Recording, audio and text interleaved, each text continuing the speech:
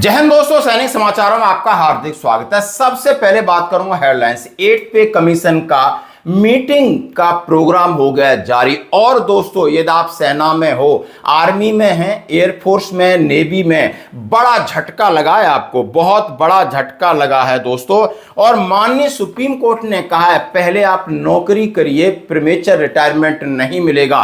भले आपकी नौकरी सिविल में लग गई है, पे लेवल ऊपर है, नहीं मिलेगा, नहीं मिलेगा। और इससे काफी बहुत सारे सोल्जर्स हैं जो अपना कैरियर को लेकर के बाहर एग्जाम ट्राई कर रहे थे, उनको झटका लग गया है प्रीमेचर रिटायरमेंट को लेकर के। ये आपके सामने बड़ी खबर लेके आया हूं। साथ ही में बात करूंगा, माननीय प्रधानमंत्री जी ने बड़ा दिल दिखाया, बोला हम बच्चों को गले लगाना चाहते हैं, उनके ऊपर कोई एफआईआर नहीं होगी।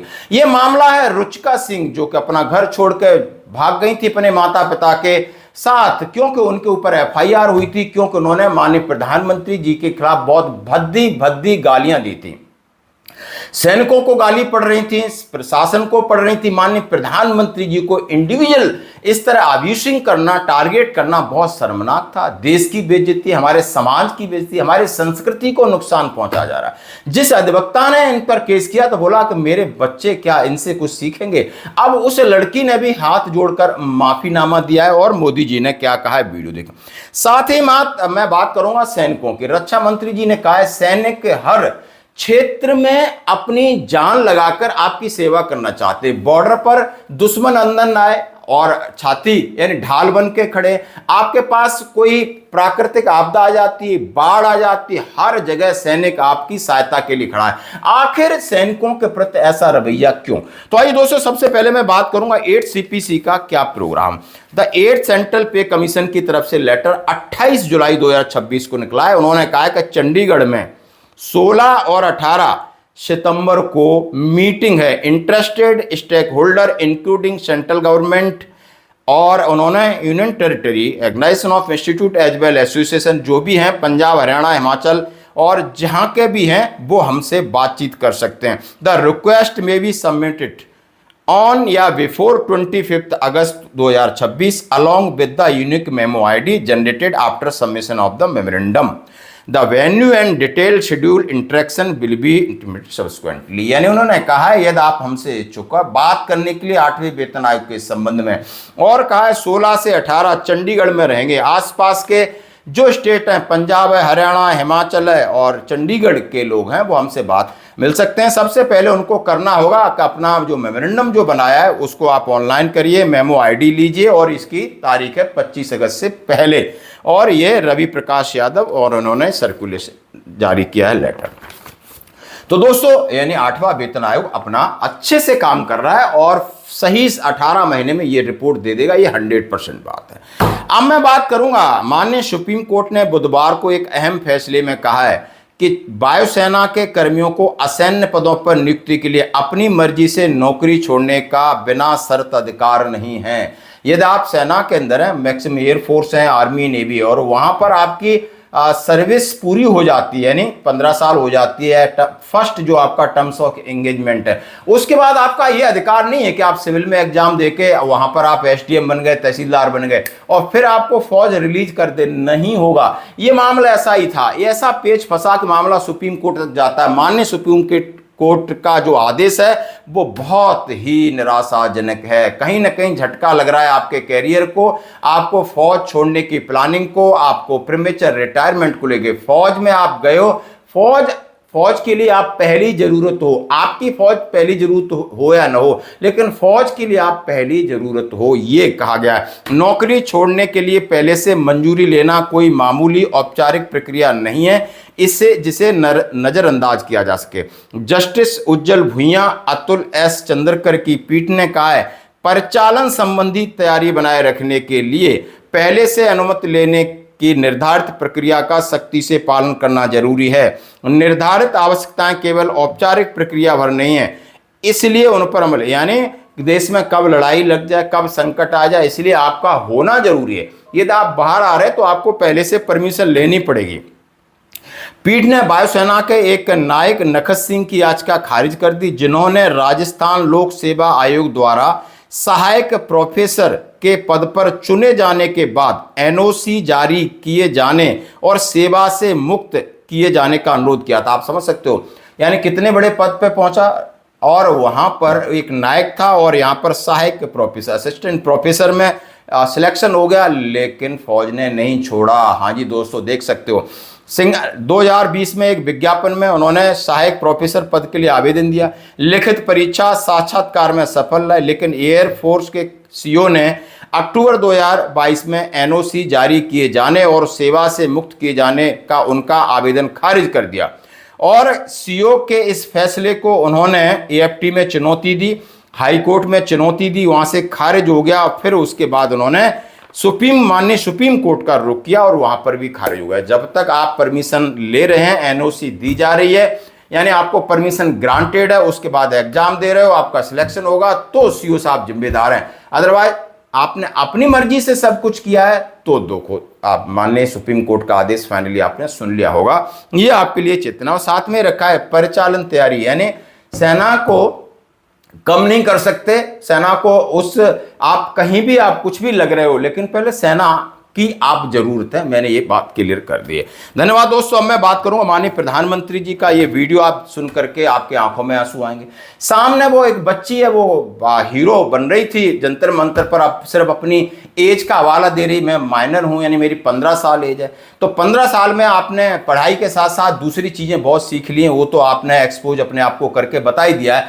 अब आप बड़ी विनम्रता से हाथ जोड़ के माफी मांगने, क्योंकि इनके खिलाफ FIR हुई थी। एक अधिवक्ता चंदेल हैं, उन्होंने इस कहा यह मानवीय पहलू नहीं है। इस तरीके के वीडियो आखिर हमारी संस्कृति को कहां ले जा रहा है, हमारे बच्चे कैसे देखेंगे। और इसी को लेकर माननीय प्रधानमंत्री जी ने कहा इन बच्चे हैं, गलतियां हो जाती हैं, उम्र ऐसी है, मैं बच्चों को गले लगाना चाहता हूं। साथ ही जिक्र ये भी किया कि हमारे खिलाफ भद्दी गालियां देना, मेरी स्वर्गवासी मां को इस तरह टारगेट करना, ये शायद उसके ऊपर भी उन्होंने टिप्पणी की। तो दोनों वीडियो आपको देखने होंगे। नमस्कार, मैं स्मृति सिंह चंदेल, अधिवक्ता सुप्रीम कोर्ट। हाँ, मैंने जंतर मंतर पर अभद्र और गंदी टिप्पणी करने वाले उन आंदोलनकारियों के खिलाफ मुकदमा दर्ज करवाया है जिन्होंने हमारे देश के प्रधानमंत्री तथा उनकी स्वर्गवासी माता जी को गंदी गंदी और अभद्र गालियां दी।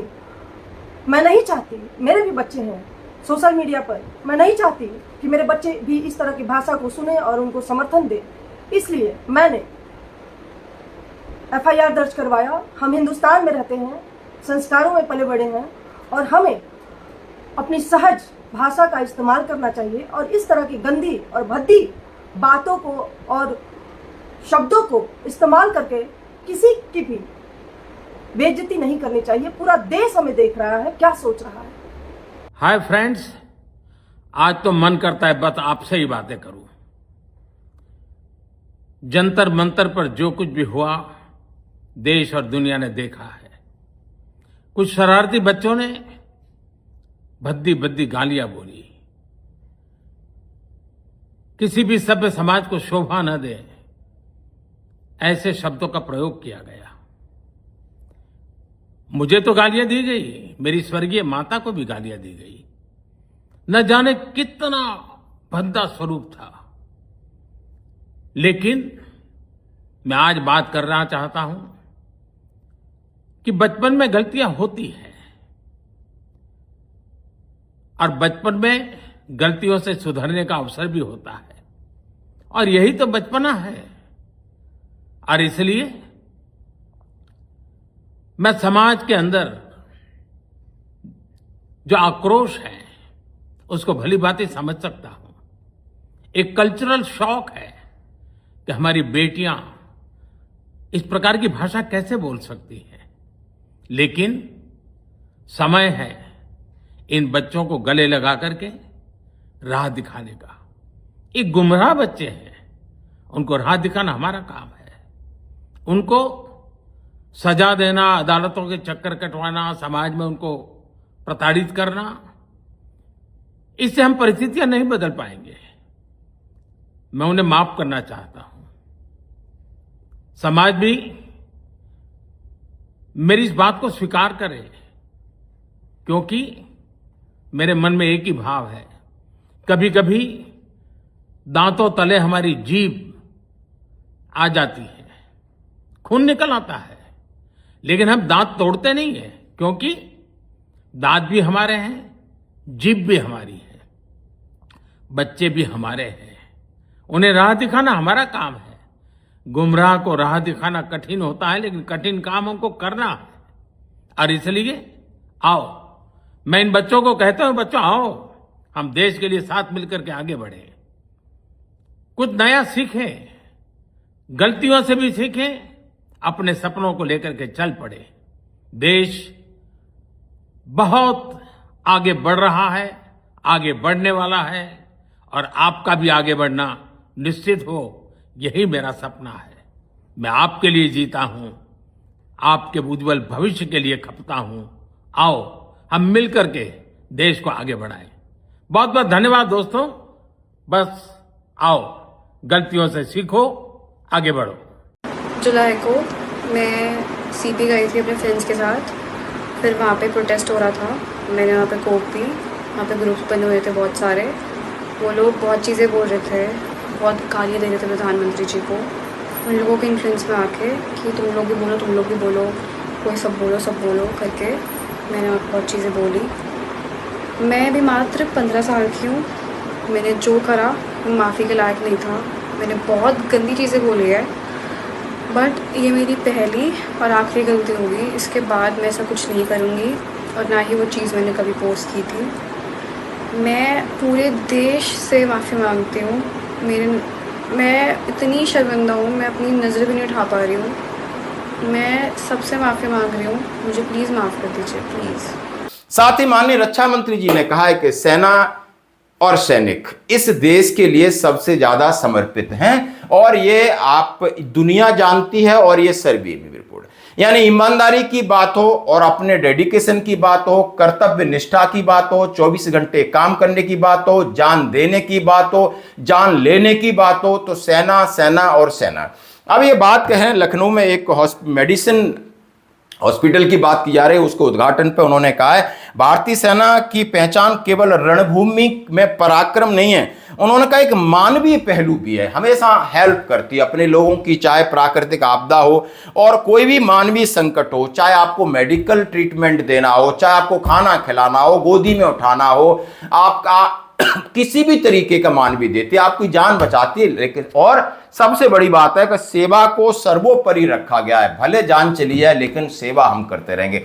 शायद ऐसा इंस्टीट्यूट कहीं और वर्ल्ड में आपको नहीं मिलेगा। सब प्रोफेशनल हैं, 8 घंटे 10 घंटे काम करते होंगे, अच्छे सोल्जर होंगे। लेकिन हमारे माननीय प्रधानमंत्री जी ने भी ये बात कहा, मैं 6 फुट के सोल्जर दुनिया से ले आऊं, उनकी सैलरी 30,000 नहीं, मैं 1 लाख 2 लाख दे दूं, लेकिन हमारे मिट्टी का बना हुआ सोल्जर हमारे देश के लिए जो समर्पण है, यानी अंत तक, अंत आखिरी सांस तक लड़ने का समर्पण है, साहस है, और जो प्यार है, वो अटैचमेंट है, वो पैसे से नहीं खरीदा जा सकता। कितनी बात कही है। यानी एक देश का प्रधानमंत्री भी जानता है कि सैनिक का किस तरह दिल होता है, और ये दिल कौन बनाता है? हमारी सेना बनाती है। हमारा सेना इतना जबरदस्त इंस्टीट्यूशन है, और जिसने आपने किया हो, आज भी आपको सेना की बातें याद आती हैं, अपनी यूनिट याद आती है, अपने लोग याद आते हैं, अपना भाईचारा याद आता है। तो दोस्तों, ये थी आज की बड़ी अपडेट। धन्यवाद। हमारी सैन्य चिकित्सा की प्रतिष्ठा केवल हमारी सीमाओं तक ही सीमित नहीं है। दुनिया के सबसे बड़े लोकतंत्र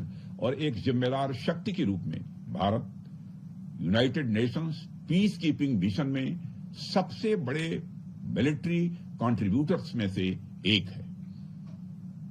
जब हमारे डॉक्टर्स दुनिया के अलग अलग क्षेत्रों में जाते हैं तो उन्हें वहां पर भी कई प्रकार की मेडिकल चैलेंजेस का सामना करना पड़ता है। इसके अतिरिक्त humanitarian assistance and disaster relief में भी हमारी आर्म्ड फोर्सेस अग्रिम पंक्ति पर रहती हैं, और हर जगह हमारी मेडिकल टीम सबसे पहले पहुंचती है। ऐसे में फील्ड हॉस्पिटल को कुछ ही घंटों में स्थापित करने, मास कैजुअलिटी ट्रायल्स को संभालने और महामारी को फैलने से रोकने की जो स्पेशलिटी चाहिए, उसमें यह डिपार्टमेंट निश्चित रूप से सहायक साबित होगा, ऐसा मेरा विश्वास है। साथियों, वैसे तो पूरे देश में हमारे पास आर्म्ड फोर्सेस से रिलेटेड कई स्पेशलिस्ट इंस्टीट्यूशंस हैं, जैसे बंगलोर में इंस्टीट्यूट ऑफ एरोस्पेस मेडिसिन है, दिल्ली में army research and referral hospital है, लेकिन मध्य कमान क्षेत्र में मिलिट्री मेडिसिन की एक स्पेशल यूनिट की आवश्यकता लंबे समय से महसूस की जा रही थी। लखनऊ का कमांड हॉस्पिटल अपनी श्रेष्ठ सेवाओं के लिए यह प्रसिद्ध है और इस नए डिपार्टमेंट के माध्यम से हम एक सेंटर ऑफ एक्सलेंस स्थापित कर रहे हैं, जो न केवल उत्तर प्रदेश बल्कि उत्तर और मध्य भारत के सशस्त्र बलों को एडवांस मेडिकल फैसिलिटी प्रोवाइड करेगा। और यह विभाग आर्मी मेडिकल कोर के युवा डॉक्टर्स के लिए भी एक सेंटर ऑफ एक्सलेंस होगा, जहां वे डिप्लॉयमेंट से पहले बैटलफील्ड नर्सिंग और एडवांस ट्रॉमा लाइफ सपोर्ट की प्रैक्टिकल ट्रेनिंग प्राप्त करेंगे। साथियों, मैं इस डिपार्टमेंट को सेंटर ऑफ एक्सलेंस के रूप में इसलिए देख रहा हूं क्योंकि मॉडर्न हेल्थ एजुकेशन में सिमुलेशन बेस्ड ट्रेनिंग का महत्व अत्यधिक बढ़ गया है। इसलिए ट्रेनिंग के माध्यम से हमें यह इंश्योर करना होगा कि हमारे डॉक्टर्स जब फील्ड में उतरें तो मसल मेमोरी के लेवल पर उन्हें हर प्रोसेस कंठस्थ हो। और यह डिपार्टमेंट शुरू होने से हमारे यंग मेडिकल प्रोफेशनल्स के लिए एक नया कैरियर पाथवे खुलेगा और छात्र अब मिलिट्री मेडिसिन में भी सुपर स्पेशलाइजेशन कर सकेंगे, ऐसा मुझे बतलाया गया है। इससे न केवल सेना के भीतर एक इंटेलेक्चुअल कैपिटल यानी बौद्धिक पूंजी यह बढ़ेगी, बल्कि अंतर्राष्ट्रीय पर भी मेडिकल रिसर्च में भारत का सम्मान बढ़ेगा। साथियों, यहां कई वरिष्ठ मेडिकल एक्सपर्ट्स भी बैठे हैं, इसलिए मैं एक जरूरी मुद्दे पर भी आप सबका ध्यान दिलाना चाहूंगा और वह है प्रिवेंटिव हेल्थ केयर। एक मजबूत प्रिवेंटिव हेल्थ केयर सिस्टम यह हमारे लिए बेहद जरूरी है। आप सभी इससे परिचित हैं। मेरा मानना है कि प्रिवेंटिव हेल्थ केयर को ट्रीटमेंट से पहले की हमारी फर्स्ट लाइन ऑफ डिफेंस के रूप में देखना चाहिए और हमें ऐसी व्यवस्था डेवलप करनी होगी जिसमें disease surveillance, vaccination, sanitation, nutrition, physical fitness, occupational health और रेगुलर हेल्थ स्क्रीनिंग के माध्यम से किसी भी हेल्थ रिस्क को प्रारंभिक स्तर पर ही पहचान कर कम किया जा सके। आज हमारे पास artificial intelligence, wearable devices, predictive analytics और एडवांस डायग्नोस्टिक्स जैसी टेक्नोलॉजी भी उपलब्ध हैं। इनके उपयोग से हम अपने सैनिकों के हेल्थ की रियल टाइम मॉनिटरिंग और संभावित हेल्थ रिस्क की अर्ली आइडेंटिफिकेशन को और प्रभावी बना सकते हैं।